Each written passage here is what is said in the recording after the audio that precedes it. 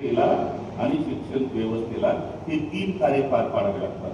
ते गुरुगुरू असतील, ते प्राचार्य असतील, ते प्राध्यापक असतील, संस्था संचालक असतील, कोणीच असेल ना, की तुम्हाला टीचिंग चांगलं असलं पाहिजे.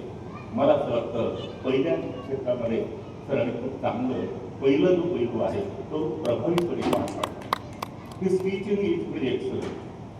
ते फार बोलतात, कधी कधी संघावर थांबा तरी बोलतात, म्हणजे हे फार महत्वाचं आहे. म्हणजे भरभरून काहीतरी सांगावं, भावनाशुद्ध असते. मला असं वाटतं की आपल्या विषयाचं सखोल ज्ञान, मूलभूत संकल्पना, मूलभूत सिद्धांत हे मुलांना समजल्या पाहिजेत ही तळमळ आहे.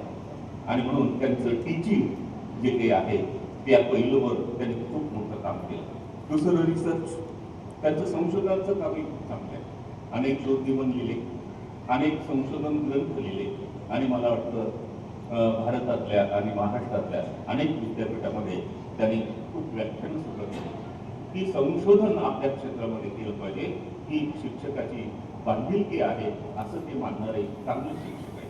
आणि तिसरं, आपण जे काही ज्ञान अर्जित केलं, आपण जे काही संपादन केलं ते ज्ञान, ते विचार लोकमानस होण्यासाठी, लोकशिक्षण करण्यासाठी, समाज प्रबोधन करण्यासाठी लोकांपर्यंत पोहोचलं पाहिजे, हे आपलं उत्तरदायित्व आहे असं म्हणणारा हा आमचा मित्र आहे. आणि म्हणून त्यांनी एक्सटेन्शन कार्य सुद्धा खूप चांगलं केलं. आणि म्हणून या शिक्षणाच्या 3 पैलूवर नामदेव खंडगावांनी अतिशय प्रभावीपणे